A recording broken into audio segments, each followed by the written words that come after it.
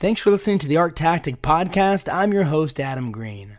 China is beginning to open up again, and this past week, we had Art Basel Hong Kong, the first iteration of the fair since COVID that had no restrictions in place, and the reports were that sales were strong, and there was an exuberant energy at the fair. In this week's episode of the podcast, we recap Art Basel Hong Kong with Lisa Movius, the China Bureau Chief and Asia Correspondent for the Art newspaper. Lisa was there on the ground at Basel Hong Kong, and she shares her perspective on how things went last week. Hope you enjoyed the episode. Thanks so much for listening.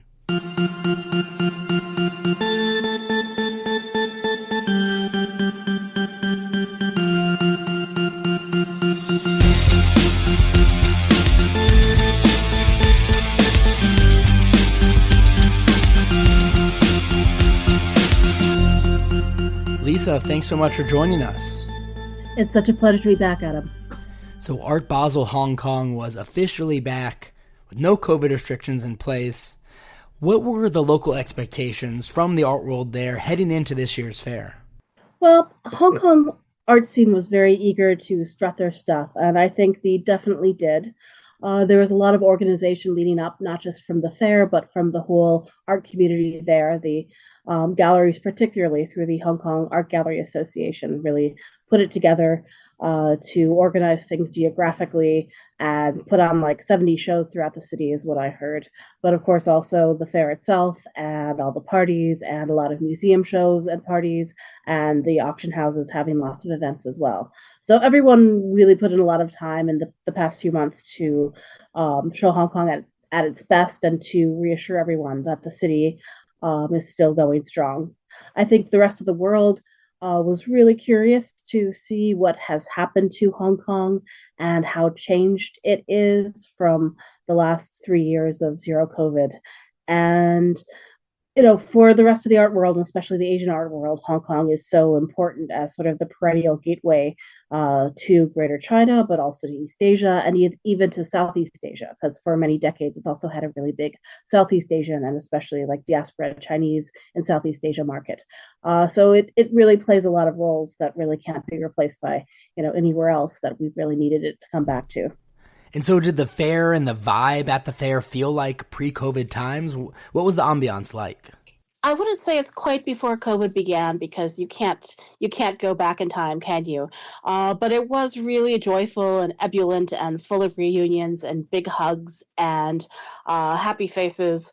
On the night before the fair opened, we all headed over to this giant party at M+ and their big foyer area and then out onto the waterfront with their amazing views. And they say they invited about 2,000 people, but probably about 4,000 people ended up coming to the party with the drinks and the photo booths and the see and be seen, and everyone was just very, very happy to see each other, and that was great. And then for the fair week in general, beyond the art VIPs, it was really interesting to see a really broad turnout of characters, of people, not just artists, but from the community and the interested adjacent people from all over Asia. So I saw a lot of friends from Shanghai who are not working in art, but who just came down because they wanted to see the fair, because they were so excited to have it back, maybe for their first time, maybe they came like once, 6 or 7 years ago. In terms of the art world, of course, the gallery representation was less heavy from the Western galleries, but still, Japanese and Korean galleries really came out, and Southeast Asian galleries. Obviously, Art Basel has been doing a lot of outreach through things like Tokyo Art Week and SEA Focus and partnering with these local events. But I think it's just the broader East Asian, Southeast Asian, and even South Asian art communities were really there. We even had a gallery come from Africa for the first time. So it was really interesting to see the diversity of faces compared to what we normally expect, especially the very limited crowds we've been seeing for a while. And then another nice thing was that Hong Kong artists were really getting a lot more recognition than we've seen in previous editions. The Hong Kong art scene really came together over the last 3 years during captivity, so to speak. So even though, Art Basel is back, Hong Kong has always been here. Hong Kong's not back, and it's still there and has been developing in interesting ways, even when it was closed off to the rest of the world. It still exists the other 51 weeks of the year. So it really developed as an art scene in the time that we didn't see it. So, M Plus opened, more and more artist-run and independent spaces have opened. And so there's a much richer community than there used to be a couple of years ago.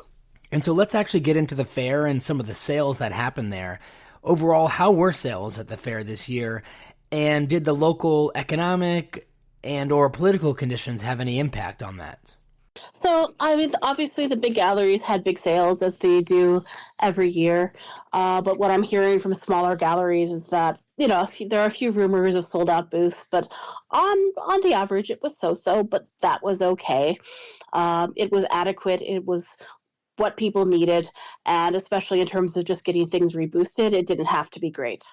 The economy is not good anywhere in the world right now, and it's especially really uncertain times for Asia and for China, going through, again, the housing issue and paying for zero COVID, and especially last year, just basically taking a sledgehammer to the economy by shutting everything down and, spending at one point like almost 2% of the economy on testing booths and kits. So economically, there's a hit, but we really don't know how much it is going to be, because obviously art collectors are always a little bit insulated compared to the general populace.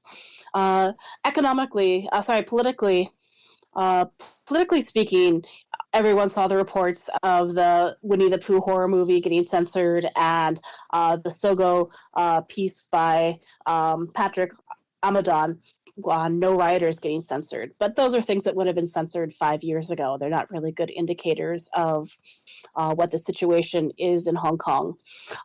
Generally speaking, a lot of things are still allowed to happen, though it's gotten a little more, it seems to be getting more and more conservative, but of course people are still trying to exist in whatever capacity they can. It definitely puts a pall over things, but people are soldiering on. Like the mood in the fair was, in addition to the happiness, there was also a lot of sadness and exhaustion, because, both Hong Kong and mainlanders, we've been through quite a lot under the last couple of years of zero COVID, and Hong Kong's huge outbreak. Both mainland and Hong Kong had, these sort of COVID prisons that anyone who tested positive had to go got tossed into. So, there's a lot for people to process still. It's not all good, and there's a lot that is still, running through people's minds. Yeah, absolutely. So I wanted to touch on Asia as well, and just the expansion we've seen there the last few years. There's been so much expansion pertaining to the art world. Having Art Basel Hong Kong fully reopened finally, where do you think Hong Kong ranks at the moment among Asian cities in terms of contemporary art scenes? Adam, we really have to stop ranking cities. It's kind of a ridiculous. It's a ridiculous narrative, because there's not a competition. It's not like there's only one Asian art hub and only that can exist at any given time. There are dozens, if not hundreds, of cities in Asia that are fantastic art centers, art cities, art scenes, and each of them has their own strengths and their own weaknesses. For example, if we go by the number of practicing artists who are like make a living through making art, maybe Yogyakarta or Bandung would outrank Hong Kong or Shanghai or Beijing or Singapore. If you think about the cost of living in many of these, so-called, art hubs, if we're just looking at who sells the most works, well, what kind of artwork are we looking at? A place like Chengdu, for example, sells a lot of traditional artwork, but we don't pay that much attention to it because we're looking more at contemporary art, and we're looking more at art that is either being sold to or by Western collectors, not like Chinese dealers to Chinese collectors.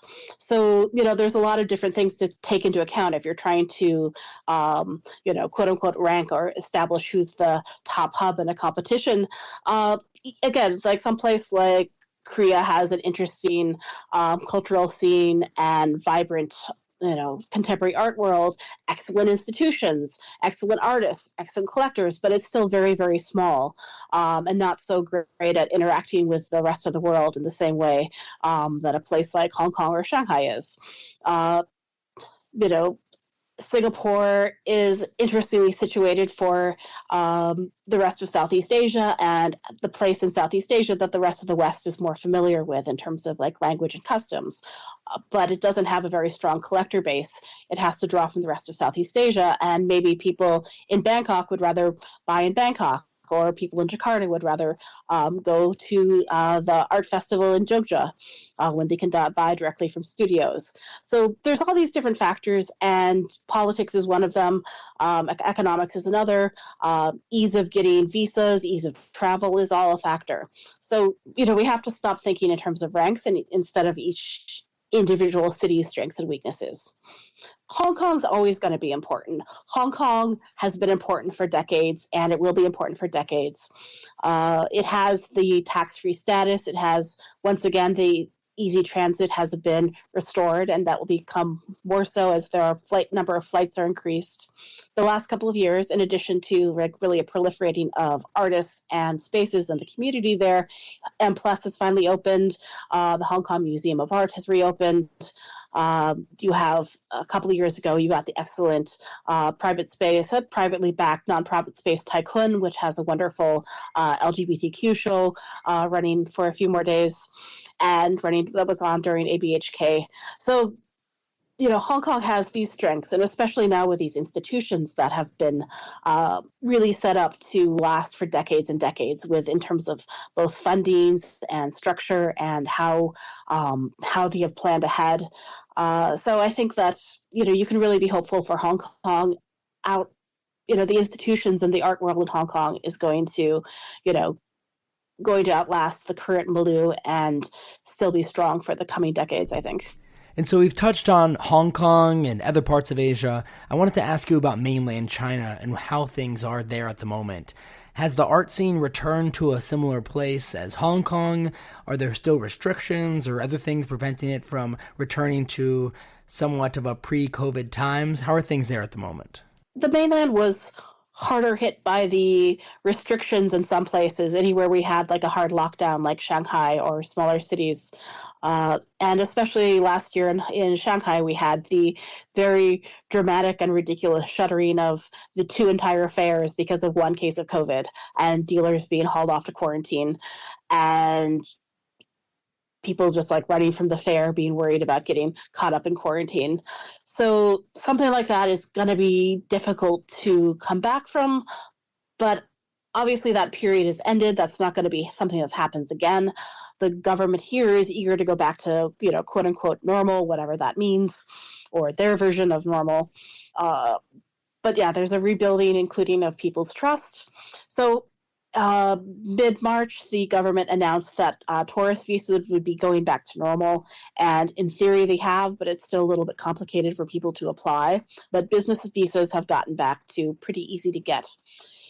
Mid-April, we have Photo Fair Shanghai coming back after a year and a half. They skipped 2022, which was a wise choice. And we're very hopeful to see, it's going to be about 30 exhibitors, mostly domestic, but they're going to, be back at the main venue and back with the same energy, hopefully. So I think there's a good chance for Shanghai to start getting its moxie back, but it's going to be harder to restore people's faith in things here, considering, the what happened with the previous couple of years. Right before Basel, there were a couple of opening weekends in Shanghai, and it was really, busy. There were like 5 or 6 gallery openings every Friday, Saturday, Sunday. People were starting to pull out the stops and throw on parties and trying to get everything together and generate buzz.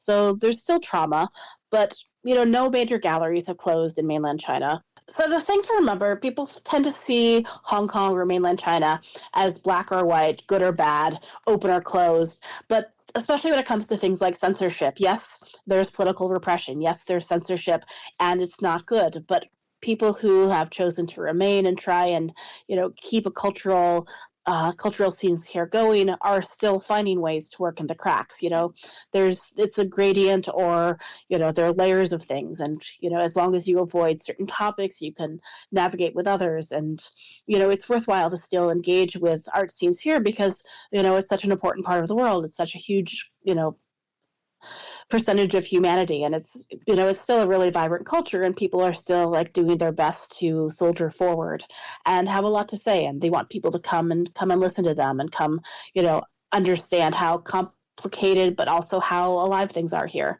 And so I hope that the world will not be afraid to come to Shanghai or to Hong Kong or to Beijing and still see how people are trying really hard here. Lisa, thanks so much again for coming on the podcast and helping us recap this year's edition of Art Basel Hong Kong, as well as sharing your unique perspective on everything going on in Hong Kong and mainland China and the rest of Asia. If our listeners don't already, they should definitely check out all of your writing in the art newspaper. And you're also on social media. Where can we find you there? I'm mostly on Twitter at Lisa Movius, just full name spelled out, one word. Perfect. Thanks again, Lisa. We appreciate it. Thank you, Adam. Have a great day.